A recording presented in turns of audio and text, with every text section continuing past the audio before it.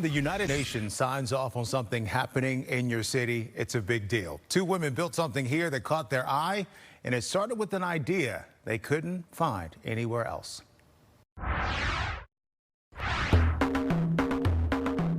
You hear that beat? That sound is part of a first of its kind event. African drums calling people in, closer when we feel most apart. Well, we hope, people will experience healing first. The drum is a sacred thing where everybody comes together. We all could be one and be accepted as, as one. So what is Queer Quest? It's a new two-day experience built by Emily and Dr. Jessica Esquivel. Our first date lasted 3 days. Yeah, and we just couldn't stop talking. And I don't think we've stopped talking since. Yep, 15 years later. A married couple who mix science and soul. One's a physicist, one's a therapist. Together, they turn learning into liberation. Queer Quest really is us in event form. Our universe is built on possibility. It's built on it being non-binary. It's built on queerness and weirdness and chaos. And while society currently is telling us that as queer people, as Black and brown people, that we don't belong. You not only belong, you're intertwined and integrated into that fabric. The why starts with hurt. Jessica is one of only 150 Black women to ever earn a physics PhD in the U.S. out of more than 58,000. She made history, then fell into a dark depression. What she went through, it was just really sad to watch and be on the phone calls with her trying to get her to continue on. And then during her graduation, which was so exciting,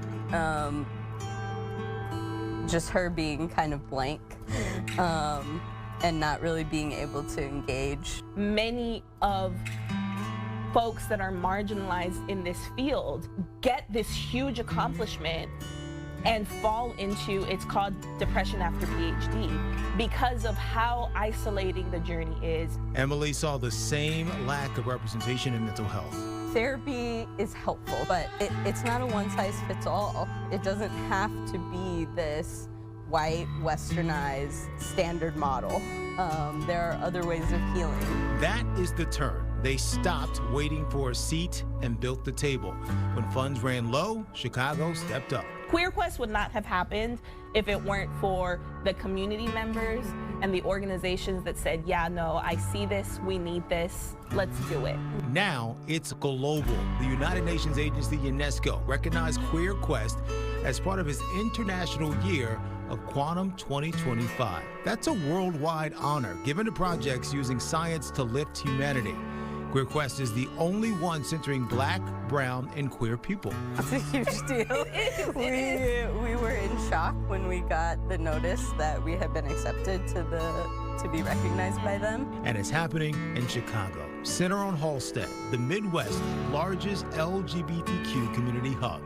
A local idea now tied to the UN, a moment that places this city inside a global conversation about science and self. This weekend, that beat carries the message: find healing, find rest, find yourself. And that's what African drumming is all about. It brings everybody together despite your race. There's no race, no gender. Everybody's being accepted for who they are. Now, more about UNESCO. It is the United Nations educational, scientific, and cultural organization. Its recognition puts Queer Quest on the same global list as major scientific events from Paris to Tokyo. Queer Quest runs tomorrow and Sunday at Center on Halsted.